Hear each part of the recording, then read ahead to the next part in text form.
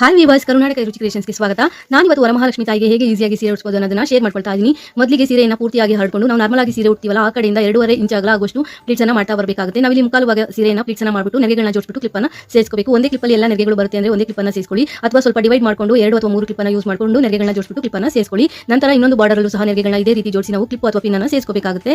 ಹೊಸದಾಗಿ ಯಾರೆಲ್ಲ ನಮ್ಮ ಚಾನಲ್ ನೋಡ್ತಾ ಇದ್ದೀರಾ, ನಮ್ಮ ಚಾನಲ್ನ ಸಬ್ಸ್ಕ್ರೈಬ್ ಮಾಡ್ಕೊಂಡು ನೋಡಿ. ವಿಡಿಯೋ ಇಷ್ಟ ಆದರೆ ಒಂದು ಲೈಕ್ ಕೊಡಿ, ಹಾಗೆ ನಿಮ್ಮ ಫ್ಯಾಮಿಲಿ ಫ್ರೆಂಡ್ಸ್ಗೂ ಸಹ ವಿಡಿಯೋನ ಶೇರ್ ಮಾಡ್ಕೊಳ್ಳಿ. 2 ಬಾರ್ಡರ್ಗಳಲ್ಲೂ ನೆಗೆಗಳನ್ನ ಜೋಡಿಸಿಕೊಂಡ ನಂತರ ಮಧ್ಯಭಾಗದಲ್ಲೂ ಸಹ ನೀವು ಇದೇ ರೀತಿಯಾಗಿ ನೆಗೆಗಳನ್ನ ನೀಟಾಗಿ ಜೋಡಿಸಿಕೊಂಡು ಕ್ಲಿಪ್ ಅಥವಾ ಪಿನ್ ಅನ್ನು ಸೇರಿಸಬೇಕು.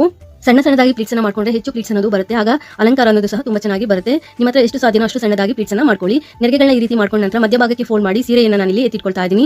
ನಂತರ ಉಳಿದಿರುವಂತಹ ಭಾಗನ ನಾನು ಸೆರಗಿಗೆ ಬಿಟ್ಕೊಂಡಿದ್ದೀನಿ. ಸೆರಗಿನ ಭಾಗನ ಈಗ ನೆರಿಗೆ ಮಾಡ್ಕೊಳ್ತಾ ಇದ್ದೀನಿ. ಸೀರೆಯನ್ನು ಮಧ್ಯಭಾಗಕ್ಕೆ ಈ ರೀತಿ ಫೋಲ್ಡ್ ಮಾಡಿಕೊಂಡು ನಂತರ ಸಣ್ಣದಾಗಿ ಪ್ಲೀಟ್ಸ್ ಅನ್ನು ಮಾಡ್ಕೊಳ್ತಾ ಇದ್ದೀನಿ. ನಾವು ನಾರ್ಮಲ್ ಆಗಿ ಸೆರಗಿಗೆ ಹೇಗೆ ಪ್ಲೀಟ್ಸ್ ಅನ್ನು ಮಾಡ್ಕೊಳ್ತೀವಿ ಅದೇ ರೀತಿಯಲ್ಲಿ ಪ್ಲೀಟ್ಸ್ ಅನ್ನು ಮಾಡ್ಕೋಬೇಕಾಗುತ್ತೆ. ಸ್ವಲ್ಪ ಸಣ್ಣದಾಗಿ ಮಾಡ್ಕೊಳ್ಳಿ, ಅಲಂಕಾರ ಅನ್ನೋದು ತುಂಬಾ ಚೆನ್ನಾಗಿ ಬರುತ್ತೆ. ಮೊದಲಿಗೆ ಈ ರೀತಿ ಒಂದು 3 ರಿಂದ 4 ಪ್ಲೀಟ್ಸ್ ಅನ್ನು ಮಾಡ್ಕೊಂಡ ನಂತರ ನೆಗೆಗಳನ್ನ ನೀಟಾಗಿ ಜೋಡಿಸಿ ಸೆರಗಿನ ತುದಿಗೆ ಒಂದು ಕ್ಲಿಪ್ ಅನ್ನು ಸೇರಿಸ್ಕೊಳ್ಳಿ. ನಂತರ ಸ್ವಲ್ಪ ದೂರಕ್ಕೆ ಕ್ಲಿಪ್ಗಳನ್ನ ಸೇರಿಸ್ತಾ ಹೋಗಬೇಕಾಗುತ್ತೆ. ನೆಗೆಗಳನ್ನ ನೀಟಾಗಿ ಜೋಡಿಸಿಕೊಂಡು ಕ್ಲಿಪ್ ಅಥವಾ ಪಿನ್ಗಳನ್ನ ಸೇರಿಸ್ತಾ ಸೆರಗನ್ನ ನಾವು ನೆಗೆಯನ್ನ ಮಾಡ್ಕೋಬೇಕಾಗುತ್ತೆ. ನಾನು ಇಲ್ಲಿ ಒಂದು 4 ಮೊಳ ಆಗುವಷ್ಟು ಸೆರಗನ್ನ ಪ್ಲೀಟ್ಸ್ ಮಾಡಿ ಎತ್ತಿಟ್ಕೊಳ್ತಾ ಇದ್ದೀನಿ. 2 ಅಥವಾ 3 ಮೊಳ ಆದ್ರೂ ಮಾಡ್ಕೋಬಹುದು, ಅಥವಾ ಈ ರೀತಿ 4 ಮೊಳ ಆದ್ರೂ ಮಾಡ್ಕೋಬಹುದು. ನಾವು ನಾರ್ಮಲ್ ಆಗಿ ಸೆರಗೆ ಎಷ್ಟು ಬಿಟ್ಕೊಳ್ತೀವಿ ಅಷ್ಟು ಭಾಗನ ಇಲ್ಲಿ ಪ್ಲೀಟ್ಸ್ ಮಾಡ್ಕೊಂಡ್ರೆ ಸಾಕಾಗುತ್ತೆ. ಈಗ ಸೀರೆಯನ್ನು ನೆರಿಗೆ ಮಾಡ್ಕೊಂಡಿದ್ದಾಗಿದೆ. ದೇವಿಗೆ ಹೇಗೆ ಸೀರೆ ಉಡಿಸೋದು ಅಂತ ನೋಡೋಣ. ನಾನು ಇಲ್ಲಿ ಒಂದು ಸಣ್ಣದಾಗಿರುವಂತಹ ಬಿಂದಿಗೆಯನ್ನ ತೆಗೆದುಕೊಂಡಿದ್ದೀನಿ. ಕೆಳಗಡೆ ಅಕ್ಕಿ ತುಂಬಿಸಿರುವಂತಹ ತಟ್ಟೆಯನ್ನ ಇಟ್ಕೊಳ್ಳಿ. ನಾನು ಇಲ್ಲಿ ತಟ್ಟೆಯನ್ನ ಇಟ್ಟಿಲ್ಲ, ಹಾಗೆ ವಿಡಿಯೋ ಮಾಡಿ ತೋರಿಸ್ತಾ ಇದ್ದೀನಿ. ಸೆರಗನ್ನ ಕಳಶದ ಹಿಂಭಾಗ ಇಟ್ಕೊಂಡು ಸೀರೆಯನ್ನು ನಾವು ಏನು ಪ್ಲೀಟ್ಸ್ ಮಾಡಿರ್ತೀವಿ ಆ ಪ್ಲೀಟ್ಸ್ ಅನ್ನ ಕಳಶದ ಹಿಂಭಾಗದಿಂದ ಅಂದ್ರೆ ಬಿಂದಿಗೆ ಹಿಂಭಾಗದಿಂದ ಮುಂಭಾಗಕ್ಕೆ ತಗೊಂಡು ಒಂದು ಕಡೆಯ ಪ್ಲೀಟ್ಸ್ ಅನ್ನ ಉದ್ದ ಮಾಡ್ಕೊಂಡು ಇನ್ನೊಂದು ಕಡೆಯ ಪ್ಲೀಟ್ಸ್ ಅನ್ನ ನಾವು ಈ ರೀತಿ ಶಾರ್ಟ್ ಮಾಡ್ಕೋಬೇಕು, ಅಂದ್ರೆ ತುಂಡ ಮಾಡ್ಕೊಂಡು ನಾವು ನೆರೆಗಳನ್ನ ಜೋಡಿಸ್ಬಿಟ್ಟು ಪಿನ್ ಅನ್ನ ಸೇರಿಸಬೇಕು. ನಂತರ ಉದ್ದ ಏನು ಬಿಟ್ಟಿದ್ವಿ ಪ್ಲೀಟ್ಸ್ ಅದಕ್ಕೆ ಹಾಕಿರುವಂತಹ ಕ್ಲಿಪ್ ಅನ್ನ ರಿಮೂವ್ ಮಾಡ್ಬಿಟ್ಟು ನೆರೆಗಳನ್ನ ನಾವು ಈ ರೀತಿಯಾಗಿ ಸ್ಪ್ರೆಡ್ ಮಾಡ್ತಾ ಬರಬೇಕಾಗುತ್ತೆ.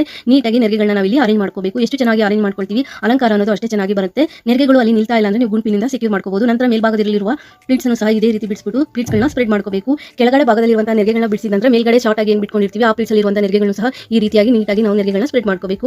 ನೋಡಿ, ಈ ರೀತಿ ನೀವು ಗುಂಪಿನಿಂದ ಸೆಕ್ಯೂರ್ ಮಾಡ್ಕೊಂಡಾಗ ನೆರೆಗಳನ್ನೋದು ನೀಟಾಗಿ ಕಾಣಿಸುತ್ತೆ. ಈಕ್ವಲ್ ಡಿಸ್ಟೆನ್ಸ್ ಅಲ್ಲಿ ನೆರೆಗಳನ್ನ ನೀಟಾಗಿ ಜೋಡಿಸಿಕೊಂಡು ಗುಂಪಿನನ್ನ ಸೇರಿಸಿ 2 ಸೈಡ್ ಒಂದು 4 ಪ್ಲೀಟ್ಸ್ ಅನ್ನ ಪಿನ್ನಿಂದ ಸೇರಿಸಿಕೊಂಡ ನಂತರ ನಾನು ಇಲ್ಲಿ ಸೆರಗನ್ನ ಸೇರಿಸ್ಕೊಳ್ತಾ ಇದ್ದೀನಿ. ನಾನು ಇಲ್ಲಿ ಕಡ್ಡಿಯನ್ನ ಕಟ್ಟಿಲ್ಲ, ಕಡ್ಡಿಯನ್ನ ಕಟ್ತೀರಾ ನಾವು ಈ ರೀತಿ ದೇವಿಗೆ ಸೆರಗಿಂದ ಕವರ್ ಮಾಡ್ಕೋಬಹುದು.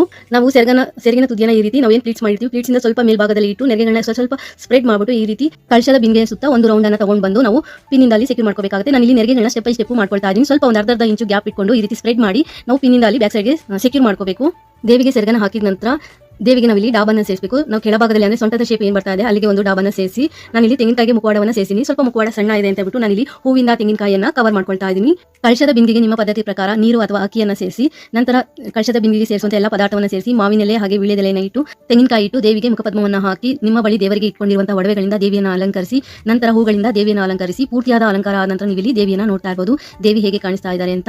ಈ ವಿಡಿಯೋ ಇಷ್ಟ ಆದರೆ ಒಂದು ಲೈಕ್ ಕೊಡಿ. ಹೊಸದಾಗಿ ಯಾರೆಲ್ಲ ನಮ್ಮ ಚಾನಲ್ ನೋಡ್ತಾ ಇದ್ದೀರಾ ನಮ್ಮ ಚಾನಲ್ನ ಸಬ್ಸ್ಕ್ರೈಬ್ ಮಾಡ್ಕೊಂಡು ನೋಡಿ. Thanks for watching this video. Take care, have A nice day.